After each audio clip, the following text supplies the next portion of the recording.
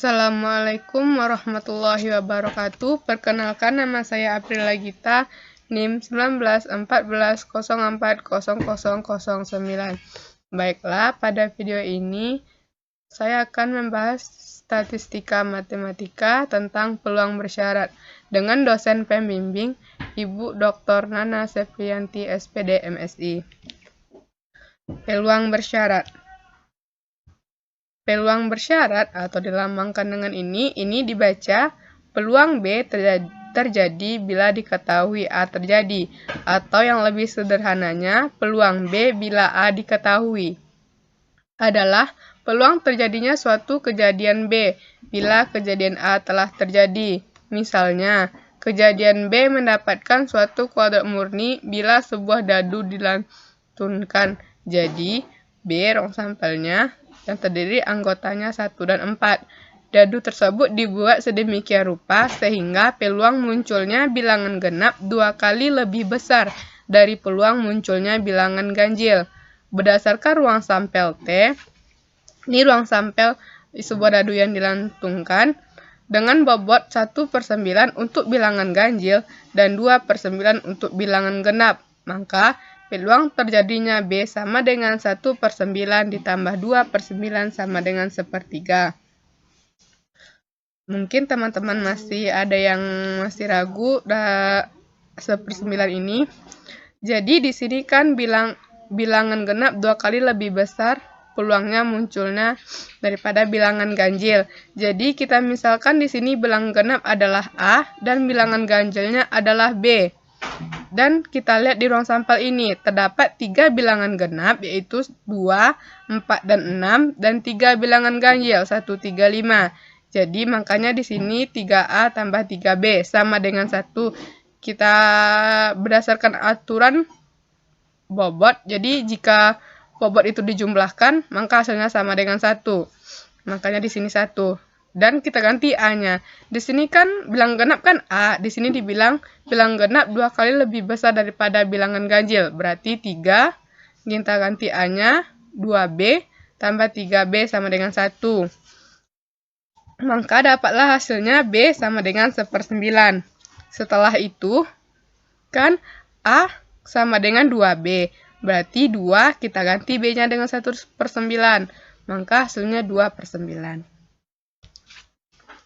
Selanjutnya, sekarang misalnya diketahui bahwa lantunan dadu menghasilkan bilangan lebih besar dari 3. Jadi, ruang sampel yang dihadapi telah mengecil menjadi A, 4, 5, dan 6, yang merupakan himpunan bagian T. Untuk menghitung peluang nipsi terjadinya B terhadap ruang A, maka perlu lebih dahulu ditentukan bobot baru bagi unsur A yang sebanding dengan bobot semula sedemikian rupa sehingga jumlahnya 1. Berdasarkan hasil penjumlahan bobot tadi, maka hasilnya 1. Misalkan B bobot baru untuk bilangan ganjil dalam A dan 2B untuk bilangan genap. Maka ini kan bilangannya anggotanya 4, 5, dan 6. 4 ini kan bilangan genap. Nah, di sini bilangan genap bernilai 2B, makanya sini 2B. 5 ganjil bernilai B, dan 6 genap 2B sama dengan 1, atau B sama dengan 1/5. Nipsi terhadap ruang A, B hanya mengandung unsur 4. Jadi di A terdapat anggota itu yang ada 4, sedangkan di B juga ada anggotanya itu 4, sama-sama 4. Bila kejadian ini dinyatakan dengan lambang B bila A diketahui, maka ruang sampelnya yaitu 4. Ruang sampelnya 1 dengan anggotanya 4. Jadi peluang B bila A diketahui sama dengan 2/5. Contoh ini memperlihatkan bahwa suatu kejadian dapat mempunyai peluang yang berlainan bila dipandang nipsi terhadap ruang sampel yang berlainan. Dapat ditulis, peluang B bila A diketahui sama dengan P A irisan B per PA sama dengan 2/9 per 5/9. sama dengan 2/5.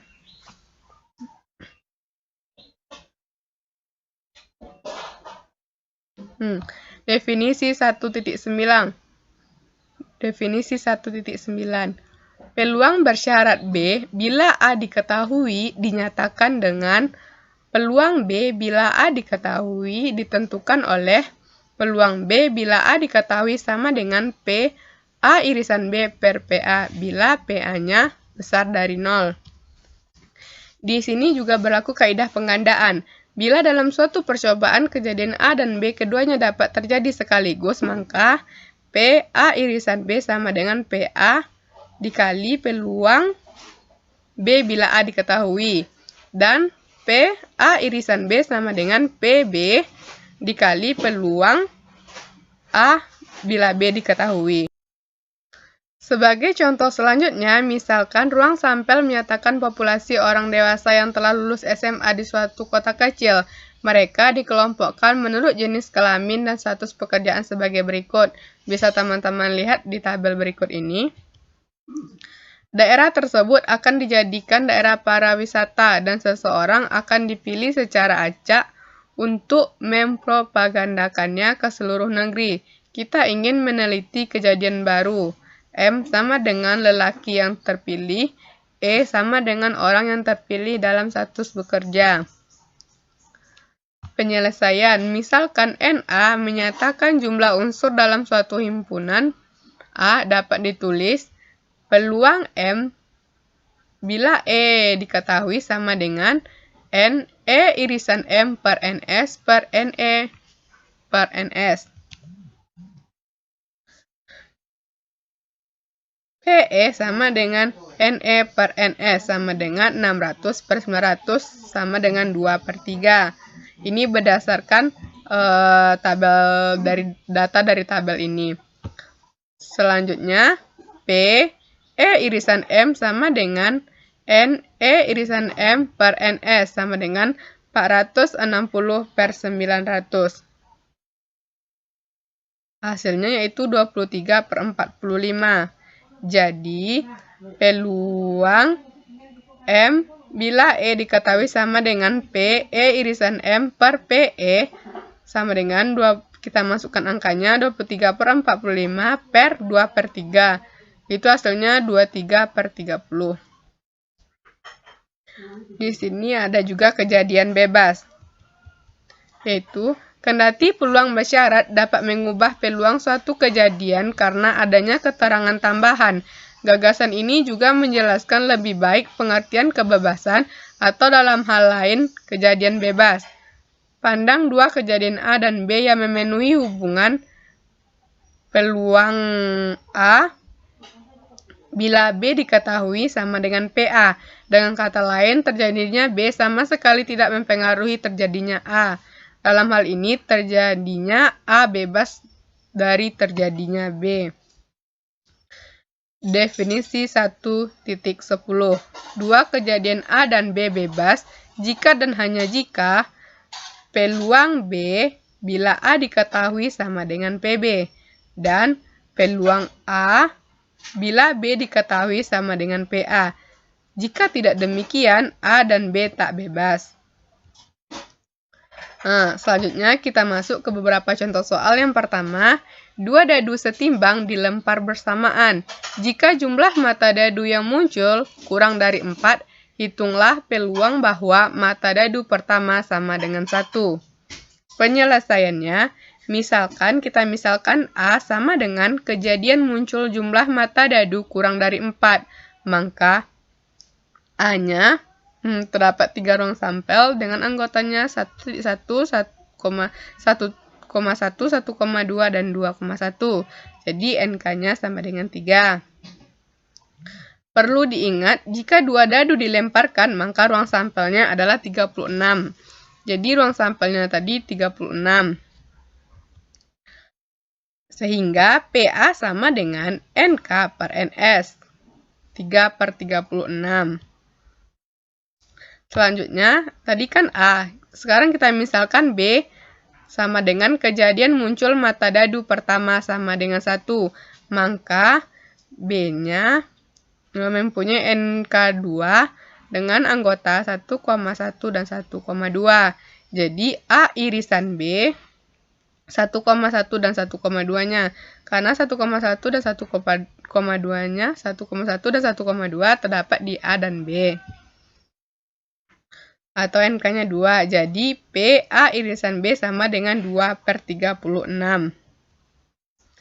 Sehingga peluang B bila A diketahui sama dengan P A irisan B per PA 2/36 per 3/36. Jadi hasilnya 2/3. Jadi besar peluangnya sama dengan 2/3. Kita masuk ke contoh soal yang kedua. Sebuah perusahaan berencana memilih karyawannya untuk mengikuti pelatihan. Ada 5 calon pria, 3 dari bagian personalia dan 2 dari bagian IDP. 3 calon wanita, 1 dari bagian personalia dan 2 dari bagian EDP. Hitunglah peluang yang dipilih mengikuti pelatihan adalah pria dengan syarat dari bagian EDP. Penyelesaiannya, misalkan A adalah kejadian terpilih mengikuti pelatihan dari bagian EDP. Pada bagian EDP terdapat 2 pria dan 2 wanita. Berarti totalnya ada 4 orang. Sehingga peluang terpilih dari EDP sebagai berikut. Jadi untuk PA-nya sama dengan NK per NS sama dengan 4/8. Karena itu ada orangnya ada 4 orang. Dan NS-nya ada 8 orang. 5 pria dan 3 wanita. Sama dengan 1/2, NS-nya jumlah semua karyawan. Dan B, kita misalkan kejadian terpilih pria mengikuti pelatihan. Sama dengan 2 pria. Jadi A irisan B sama dengan 2. Peluang A irisan B sama dengan NK per NS. Sama dengan 2/8 sama dengan 1/4. Jadi peluang terpilihnya pria mengikuti pelatihan itu ialah peluang B bila A diketahui sama dengan PA irisan B per PA. Jadi 1/4 per setengah sama dengan setengah atau 0,5. Selanjutnya contoh soal yang ketiga yaitu seorang siswa memiliki peluang lulus ujian bahasa Inggris adalah 0,6. Jika setelah ia lulus bahasa Inggris, maka peluang ujian komputer adalah 0,8. Hitunglah peluang siswa tersebut lulus ujian bahasa Inggris dan komputer. Penyelesaiannya, misalkan A sama dengan kejadian siswa lulus bahasa Inggris dan B kejadian siswa lulus komputer setelah ia lulus bahasa Inggris. Maka PA-nya sama dengan 0,6. Dan peluang B bila A diketahui sama dengan 0,8. Ditanyanya yaitu P A irisan B.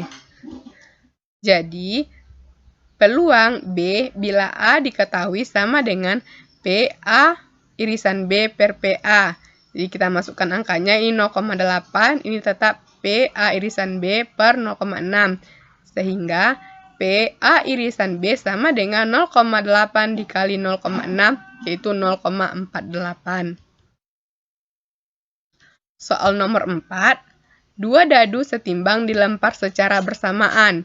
Peluang munculnya mata dadu pertama bilangan prima dan mata dadu kedua bilangan ganjil adalah penyelesaiannya. Kejadian ini adalah kejadian bebas karena dadu pertama dan kedua tidak saling berkaitan. Jadi dadu pertama dan dadu keduanya itu tidak berkaitan. Makanya ini disebut kejadian bebas. Misalkan A sama dengan kejadian muncul mata dadu bilangan prima dan B kejadian muncul mata dadu bilangan ganjil. Maka NA-nya sama dengan 3 dan NB-nya juga sama dengan 3. Dengan NSA dan NSB-nya sama-sama 6. Selanjutnya, PA irisan B sama dengan PA dikali PB. PA irisan B sama dengan NA per NSA dikali NB per NSB.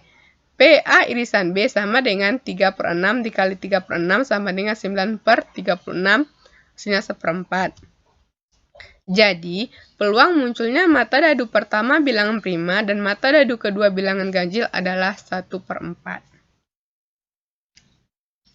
Contoh soal yang kelima atau yang terakhir yaitu, peluang bahwa Nyonya berada di rumah ketika penjual jamu datang 0,6. Jika Nyonya berada di rumah, peluangnya dia membeli jamu 0,4. Cari peluangnya bahwa Nyonya berada di rumah dan membeli jamu ketika si penjual datang.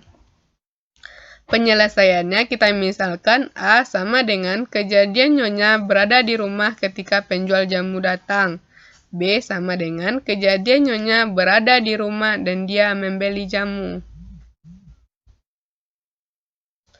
Maka PA sama dengan 0 dan peluang B bila A diketahui sama dengan 0,4. Yang ditanya yaitu di sini PA irisan B. Maka peluang B bila A diketahui sama dengan PA irisan B per PA. Kita masukkan angkanya 0,4 sama dengan PA irisan B per 0,6. Jadi PA irisan B sama dengan 0,4 dikali 0,6 itu 0,24. Jadi, peluang Nyonya berada di rumah dan membeli jamu ketika si penjual datang adalah 0,24. Baiklah, mungkin hanya sekian presentasi saya hari ini. Salah dan janggalnya saya mohon maaf. Assalamualaikum warahmatullahi wabarakatuh.